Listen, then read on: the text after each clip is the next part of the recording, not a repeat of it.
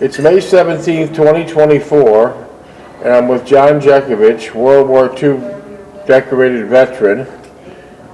Your numbers, please. Your dog tag numbers. What is it? What's your dog tag numbers? 409-965. Okay, we're at his chapter 14, civilian life once again. We're on page 476, where we left off yesterday. So, I was home, right? yeah, civilian life once again. So here we go. Mother and add something to the income at home. It's hard, dirty work, and I thought it far worse than working for Croysdale. The cellars I worked in were usually damp and dirty, and the people were mostly lower income wage earners, switching their coal furnaces to coal. For several weeks,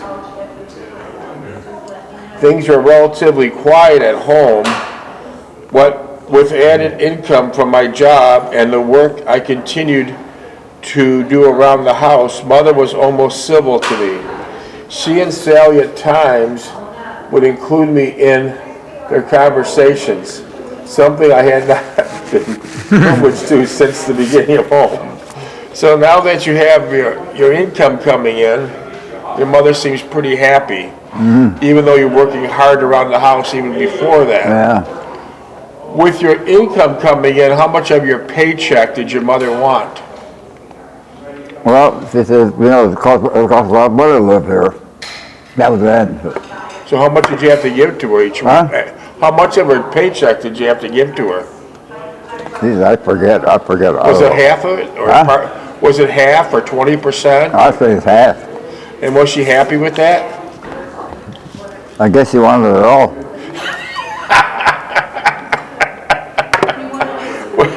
The whole damn paycheck. Unbelievable. Yeah. Unbelievable. Now let me try to figure this out.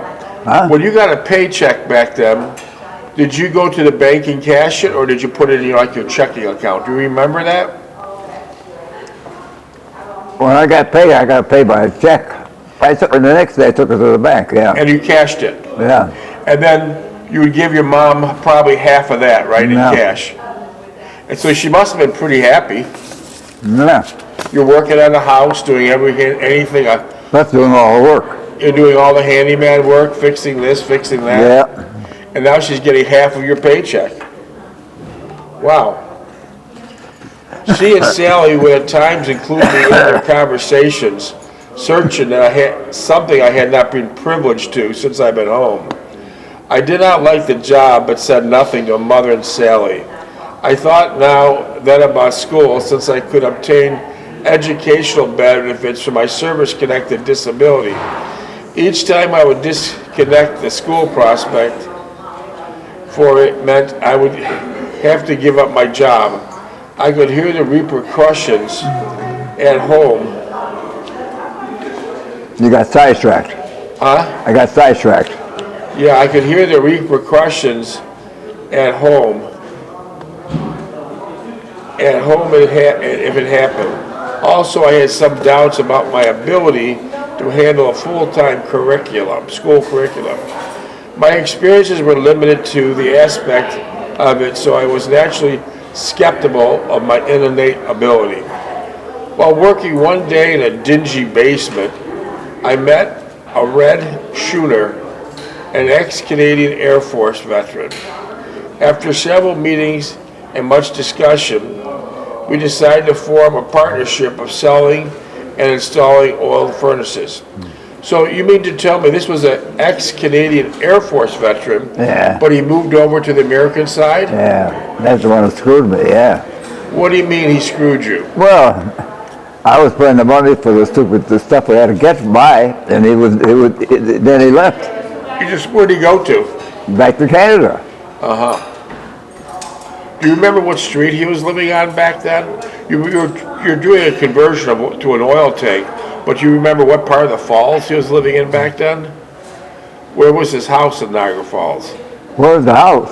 Yeah, wasn't he? Did you meet him by servicing his house? You mean the Canadian? Yeah. He lived in an apartment. Oh, okay. So that didn't last long then, right? Yeah.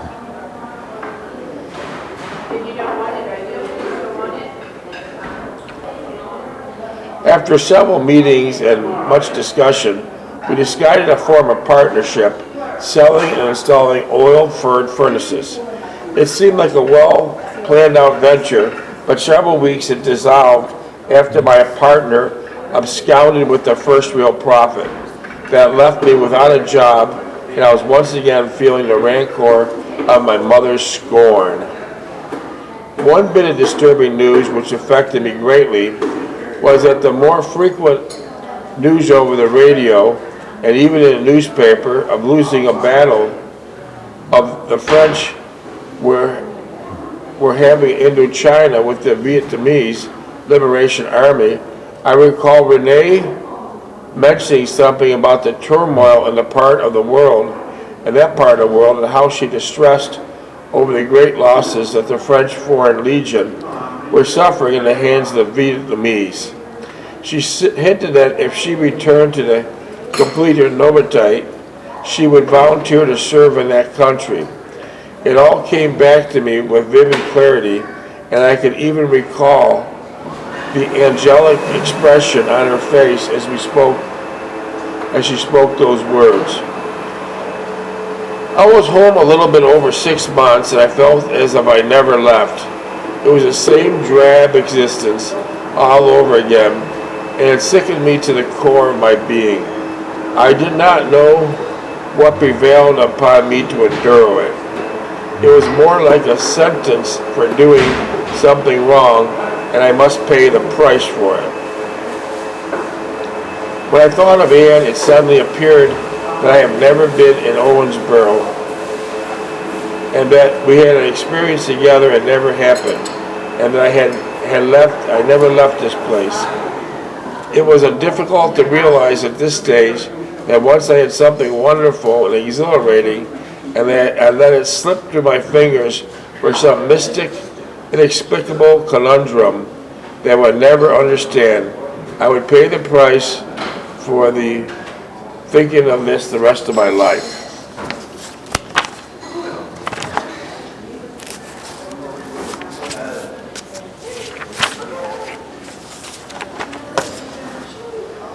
As if I did not have enough, contending with my mother and Sally, Steve and Lookie returned home in the older fall. So now you got your two brothers coming back. Yeah. Steve spent a few weeks at home just to eat and sleep, as he was out most of the time. Where was he out most of the time? Who? Uncle Steve, he came home just to eat and sleep. Well, he was going through yet. No, he had school. Huh? School wasn't in Niagara Falls. Where was he? He's going to Ithaca. Huh? Ithaca. Okay. It did not bother Mother the slightest, as she would try to make his stay comfortable and pleasant. She would fix his favorite foods when he would bring his friends over to the house, and she would attempt to have something prepared beforehand to please them. Yeah. It never occurred to Mother that she played an entirely different role when it came to Steve from what she displayed to me. When I would remark about it occasionally, she would brush it off aside, saying it was jealous and envious, and she treated all of us the same. I would never pursue it any further, knowing that I could never convince her otherwise. Besides, in all probability, since sincerely felt that she did not treat all of us the same, Steve left for school at the beginning of the next semester. Lookie was somewhat in my position, but left to his own devices. He soon became independent and apathetic about anything going on at home. He would come over and get pretty much at his own discretion, and although Mother disapproved of his conduct, although Mother disapproved of some of his conduct, he was never badgered regarding it. At times it would be just dumbfounding me. The cavalier attitude she would display regarding his behavior. It was as she was saying, here is my youngest and last son, so let him have a fling and enjoy himself. Mother got him a job at the same place she worked, but he was not happy there. He took too much time off and began drinking again. So why didn't your mother get you a job there? Sorry? You said your mother got your brother a job where she worked. Why didn't she get you a job there? Well, she's working at, he's working at Christie's downstairs. Down as a cook.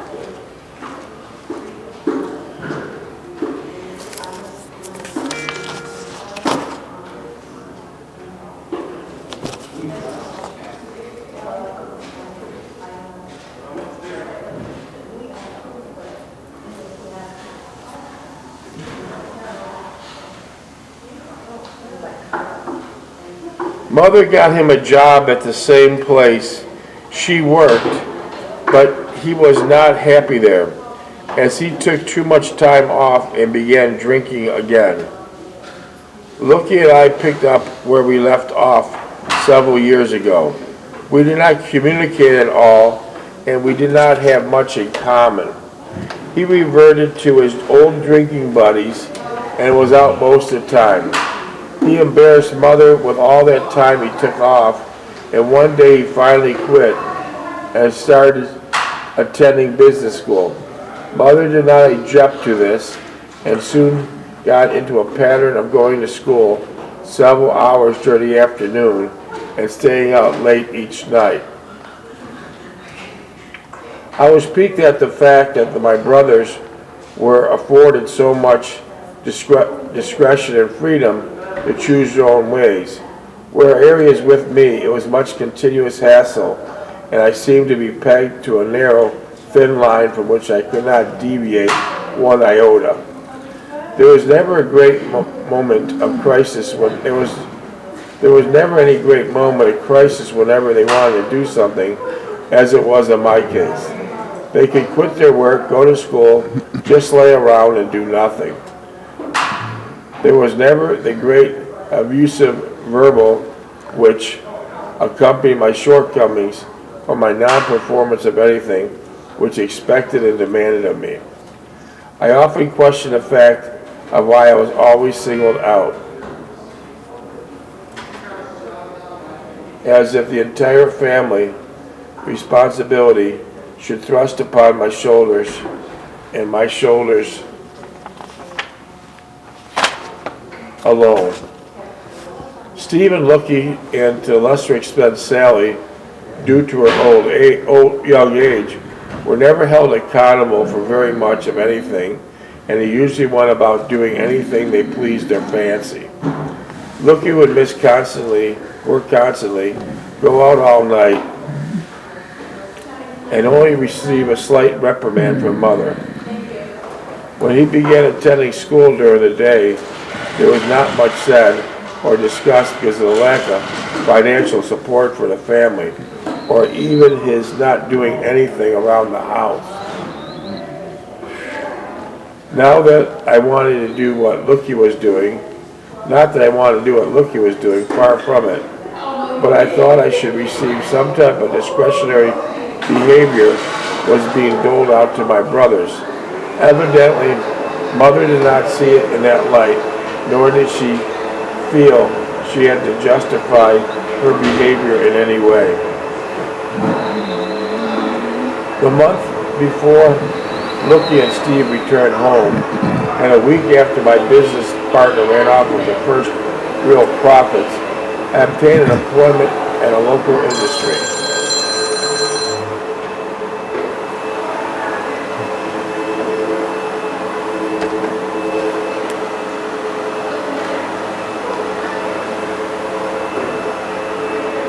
I obtained employment in a local industry, a paper mill. It was only a stopgap type of thing, something to earn some money to keep my mother's indignation at a comfortable level. It was a production job which entailed working shift work, and it meant working around the clock alternating every 7 days.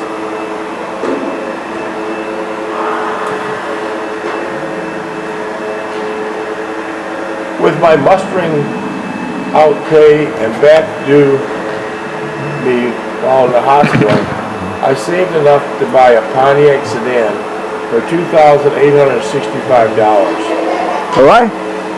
With my mustering out pay and back pay due me while in the hospital, I had saved enough to buy a new Pontiac sedan for $2,865. It was my first car that I owned outright, and while it did not seem as any great achievement to me, it was better than walking or taking a bus.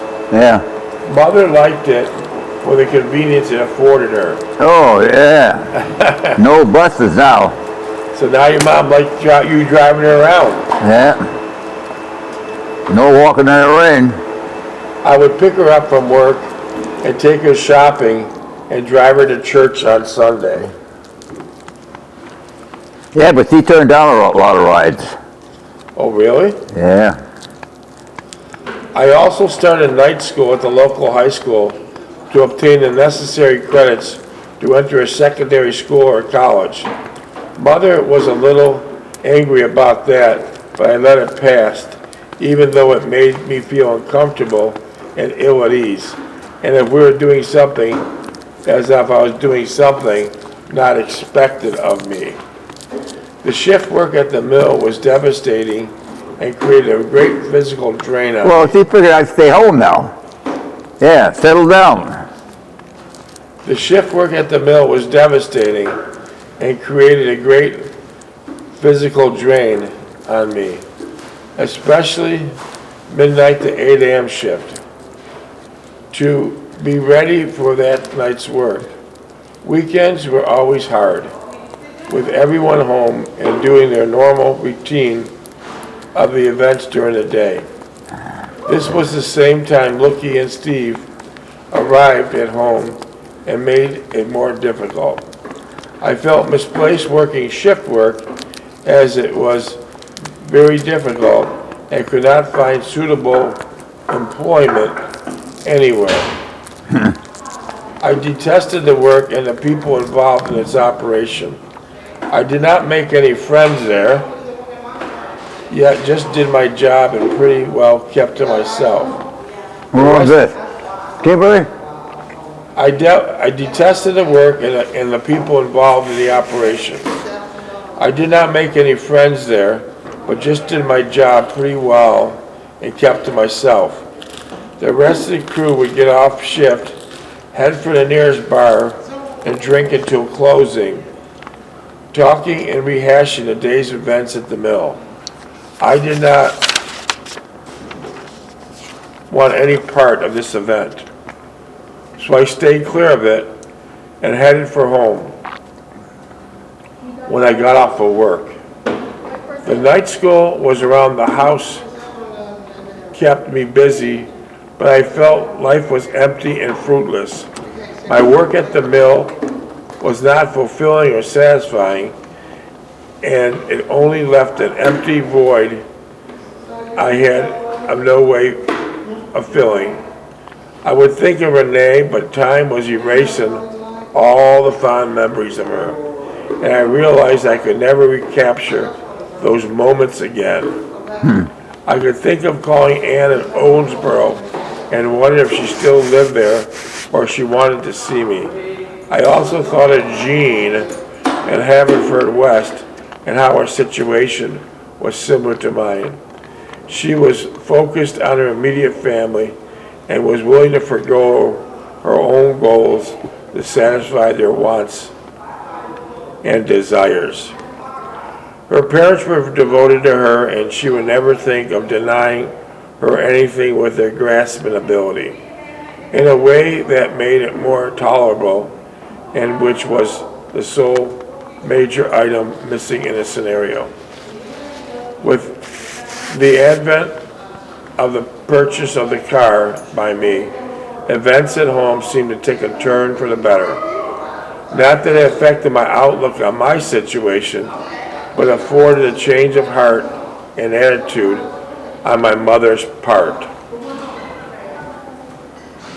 I would take her shopping, driving to the church, pick her up from work when I was not working, and generally offer a bit of luxury we had not seen since my father passed away. Mother seemed more cheerful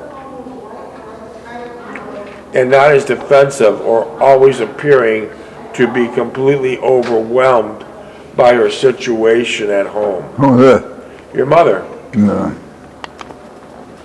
Check the mail? Not yet. I got a distinct impression that she believed that I had adjusted to my life and was perfectly content with it. It was the opposite from the reality of it. As far as I was concerned, nothing had changed. I was not happy with my role in the scheme of things, nor did I feel I was getting anywhere. I really did not know what I wanted to do, but I definitely felt I wasn't doing anything worthwhile or adequate. I could not focus on anything for certain, but I always had the same sense that I was reacting to the situation at home rather than making my own determinations. Steve was away at school most of the time. When he did come home occasionally, he was gone most of the time with his buddies from the Scouts or with Jimmy Duncan. Did Jimmy Duncan go into service? No, I don't know why, he didn't go. I felt I could never discuss anything substantial with him directly, as he never seemed to have time or the inclination. After a while, I gave up entirely, and we drifted apart from an already shrinking association to a complete disassociation. I got the distinct sense of inadequacy whenever I spoke with him. He had a proclivity to become full of his self-assertiveness, which I found to be completely repulsive. As the years, Uncle Steve you're talking about. Yeah. After the years... Oh, he's going Cornell. All right. As the years went by, I became less tolerant of his antics. He was always aloof and distant, as if he were talking to a stranger instead of a family member. Lucky, on the other hand, was a direct intolerant of anything that did not concern him directly. He did not want to hear all the nonsense about taking out the ashes or doing chores about the house or helping out in some small way. He would go to school for several hours during the day to pick some studying for a short while. Then one of his friends he'd pick up and he'd be gone off into around midnight. At times he would come home late, slobbering drunk, and puke on the bedroom floor where I would clean it up or smell it all night. Mother would become disgusted and admonish him for his behavior, but after a while she just threw up her hands and ignored it, resigned to his rancor and rudeness. We would have arguments, Lucky and I, regarding his conduct, ending always in obstinacy on both of our parts.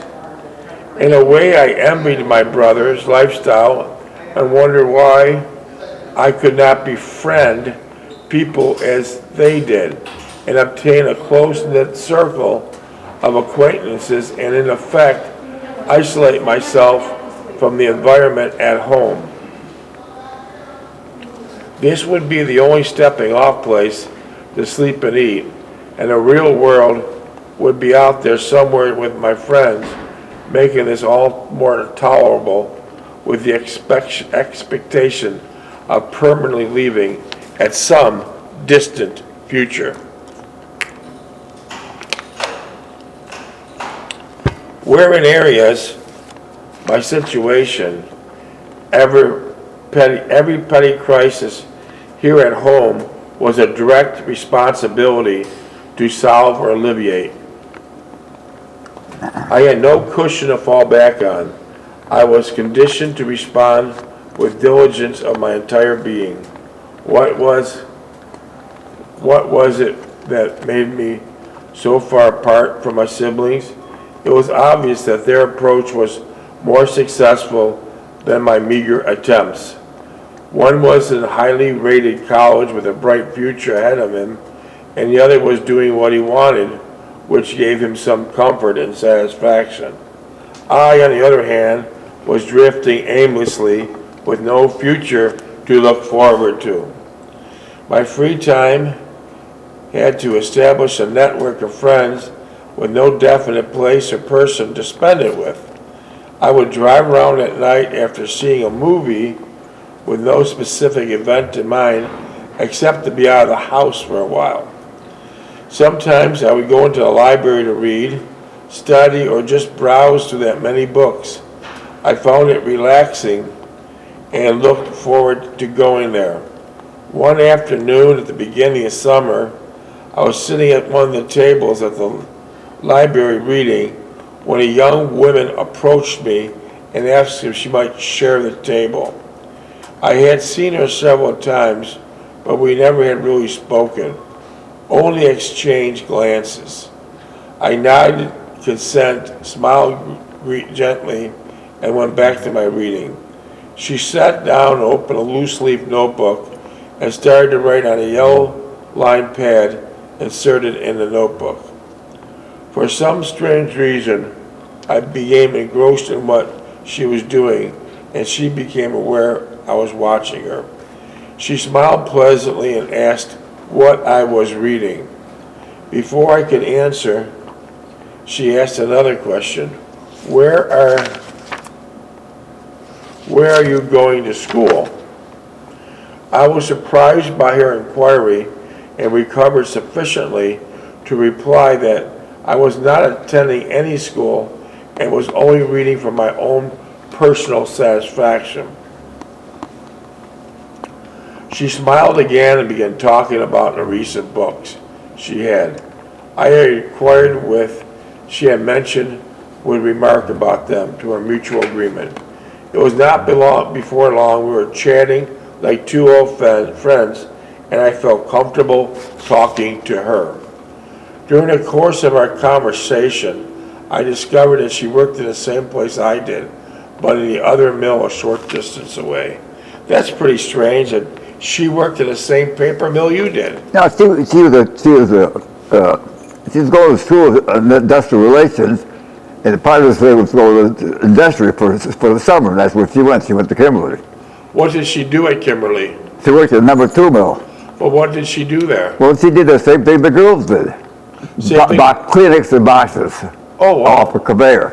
Did you have many ladies working at Kimberly? Huh? Did you have many ladies working at Kimberly? On the assembly, there's probably 10 on the assembly line, yeah. Box and Kleenex. How about working in the mill making the paper? What? How about working in the mill making the paper? No, you mean the woman? No, they didn't get in the mill, no. So she was on the assembly line. But that was only for the summer because she's going back to school. She was on a student work program from the University of Buffalo, working the summer months as a part-time of her study program. Phyllis was a psychology major in her 3rd year at the university and was industrial relations as a career. I told her I worked in a production department, and for some reason she found that difficult to discern. She fully agreed with my assessment of my fellow workers, found them gross, unaspiring, and did not have much social contact with them. We left the library and drove to a coffee shop where she sat and talked for a while. It was invigorating, our conversation, and I enjoyed myself immensely. Okay, then shut up and get your mail.